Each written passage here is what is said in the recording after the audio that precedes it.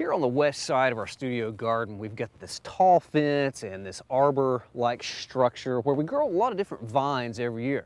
Well, this year we grew a vine that I'd never grown or seen before.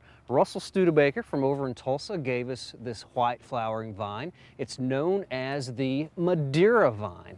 And you can see this time of the year, all those tiny little panicles of white flowers draping all across the plant here. And they're very fragrant as well. Sort of a sweet, spicy sort of scent. But this plant, if you look at those flowers, kind of gives you an idea of how it gets another of its common names, lamb's tails. It looks like thousands of little lamb's tails all over this plant. But this is a plant native to South America. It's hardy to zone 7B, and Russell has overwintered his successfully for about 3 years over there in Tulsa, and we're hoping it will survive the winter here in Stillwater. Otherwise, we may have to dig up some of the tubers that it produces at the base of the plant.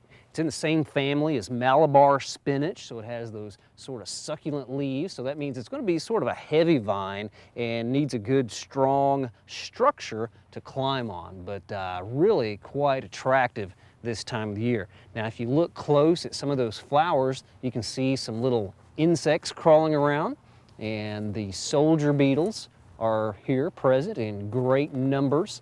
And the soldier beetles are beneficial insects.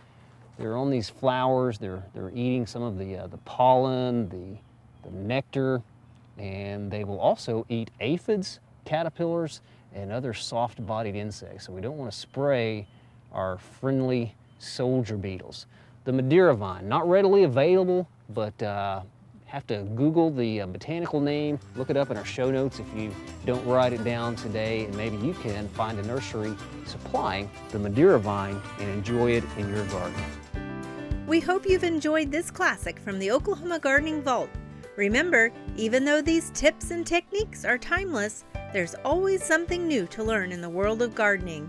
By subscribing to both Oklahoma Gardening and OK Gardening Classics, you'll have access to a wealth of gardening knowledge, both classic and contemporary.